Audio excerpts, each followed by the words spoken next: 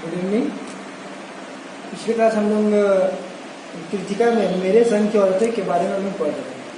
आज पढ़ रहे थे हम लोग पढ़ रहे थे और हम लोग क्या पढ़ रहे थे कि दादी के बारे में हम लोग पढ़ रहे थे। बचपन में उसके मैं भावना समझ में आ गया था। उसका जो बचपन में भावना समझ में आ गया था जब देखा था कि एक बच्चा की ममतालु परवरिश के मामले में माँ के सिवा घर के सभी प्राणी रहते थे। दादी के उसी जेठानी ही नहीं खुद मर्यादा पिता भी था और खुद मर्यादा पिता भी उसके वहाँ पे थे। वो उसके यहाँ हम लोग पढ़ चुके थे। हम लोग इसके बाद हम लोग देखते हैं कि इसके बाद क्या हुआ। पर ठोस काम न करने का यह मतलब नहीं था कि माँ को आज़ादी का जुनून कम था। वह भरपूर था और अपने तरीके से वे उसे भरपूर निभाते रहते थे।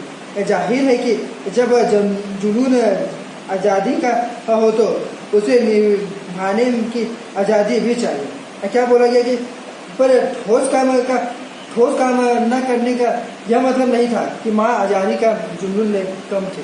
माँ को आज़ादी का जुनून कम था, वह भरपूर था और अपने तरीके से वह भरपूर मात्रा में निभाते थे। जाहिर है कि वह जब जुनून आज़ादी का हो तो उसे निभाने में भी आज़ादी से ही चाहिए। जिस चीज़ से पूछ कर उसके तरीके से नहीं, खुद अपने तरीके, और जिस चीज़ से पूछ कर उसे खुद के तरीके से ही उसे निभाते थे।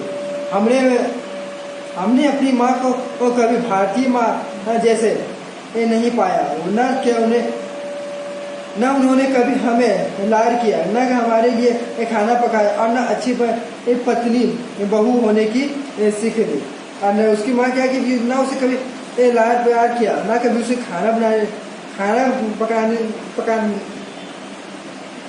ना उसके लिए कभी खाना पकाया, ना उसके अच्छी पत्नी बहू या बनने की सीख दी। कुछ हमारी बीमारी के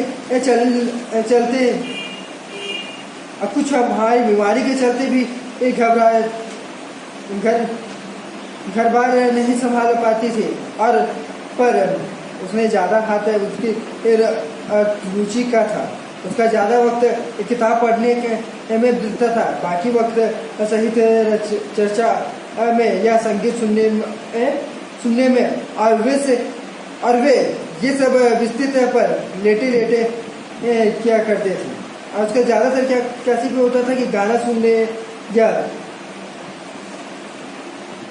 किताब पढ़ते या गाना सुनने में व्यतीत होता था। आज का ये सब काम क्या तो बिस्तर पर लेटे ही होता था।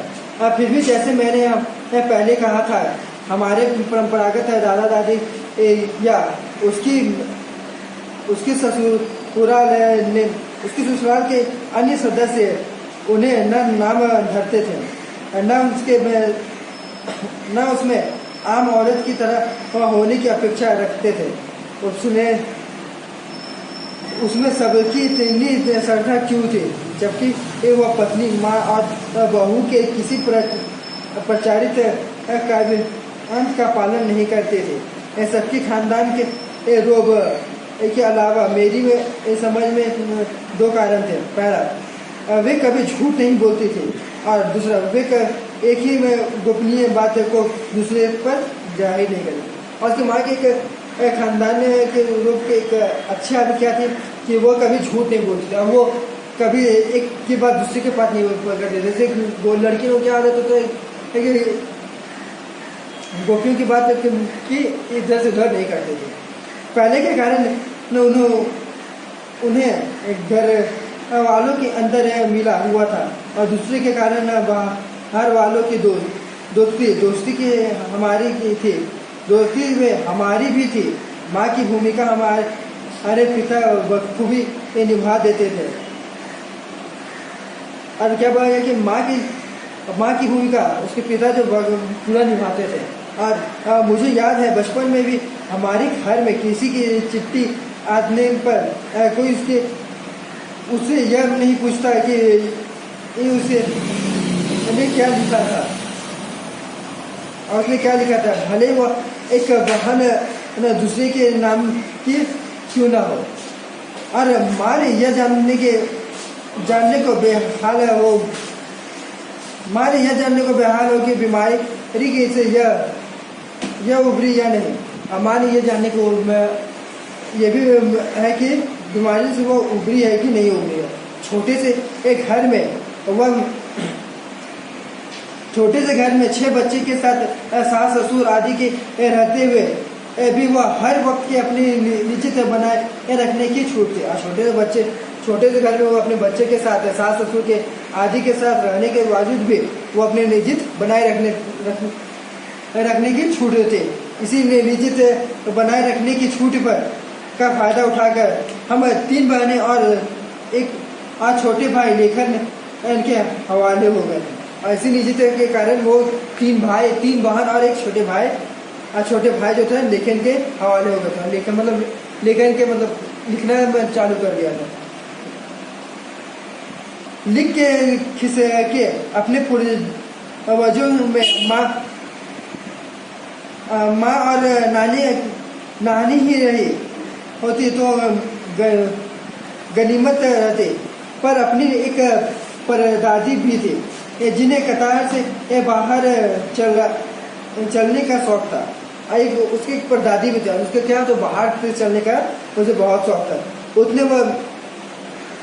उन्होंने व्रत ले रखा था कि अगर खुदा के फजल से उसके पास कभी 2 से ज़्यादा धोतियाँ हो जाएगी तो वे तीसरी दान कर देगी। और उसने क्या फसल लेके रखा था कि अगर 2 से ज़्यादा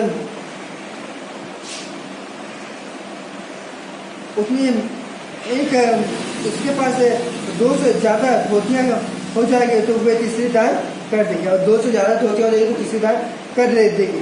ये जैन समाज में अपनी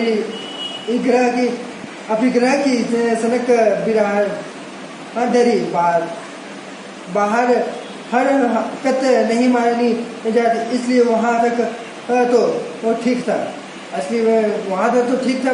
और पर उनका असली जलवा तब देखने को मिला जब मेरी माँ पहली बार गर्भवती हुई।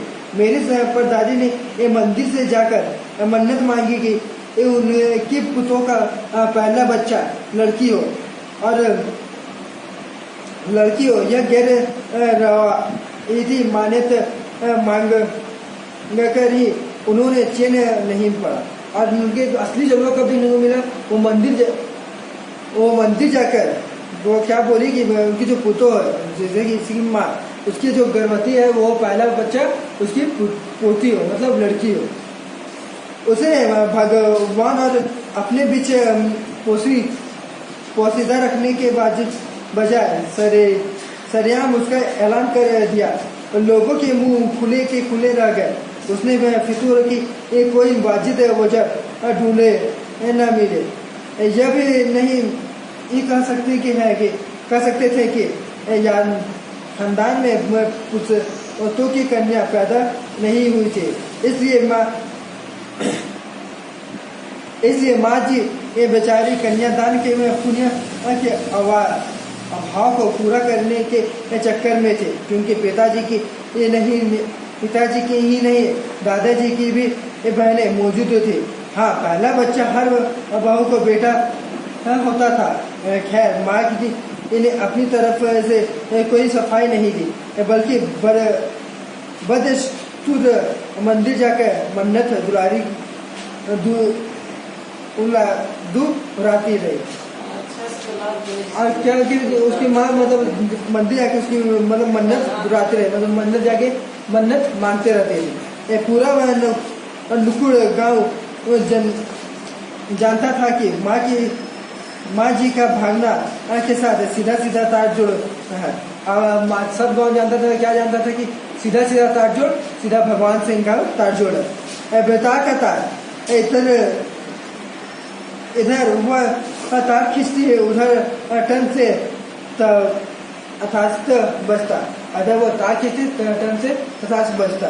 मेरी दादी तो पहली मर्यादा से ही तैयार हो गई थी कि गोद में खेलेगी तो पोती, पर माँ जी की आरजू किसी एक कदर रंग लाएगी, उन्हें भी एक गुमान न रहा होगा, पर उनको उसका इसे भी गुमान नहीं होगा। और उसकी जिम्मेदारी का तो पहले उसको खिलाएंगे तो उसको पोती ही खिलाएगी, पहले पोती ही खिलाएगी। लड़की की गैर वाजिद जुस तो मुझे सुन भगवान न कुछ ऐसे अफरा तफरी में आ गए कि एक ना दो वो पूरी 5 कन्या के एक के बाद एक धरती पर उतरा दी। भगवान को क्या कहे,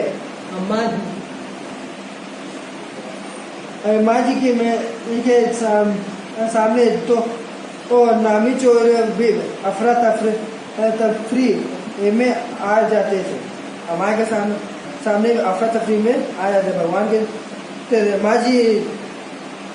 माँ जी और नामी चोर का किस्सा खुद संभालने के बाद मैंने कई बार सुना था। और चोर ने के दिद्दार एक खुशन सीवी के हाथ आए थे और इसका हाथ भी आया थे। वह यूँ था कि किसी शादी के सिलसिले में नुकुड़ की हवेली में तमाम मर्द बारात में दूसरे गांव गए हुए थे। औरत सज धज कर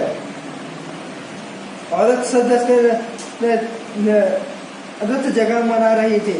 नाच गाने और ढोलक के थाप बसे शोर में नमी चोर कब संद लगाकर हवेली में घुसा, किसी को खबर न हुआ, पर चोर था। बदकिस्मत जिसे कमरे में घुसा उसमें माँ जी के सोई हुई थी।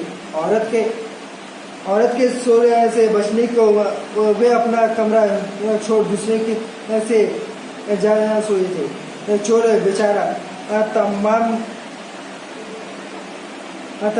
जुग्राफिया दिमाग से मिट्टी लाकर उतरा था।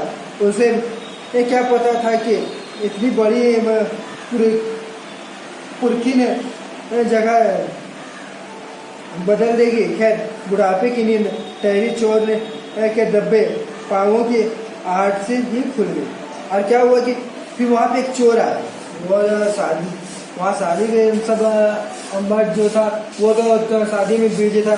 औरत सर जज के हंगाम मना रही थी। औरतें सर जज के नाच गाने हो रहे थे। नाच गाने के साथ वहाँ पे एक चोर आया। वो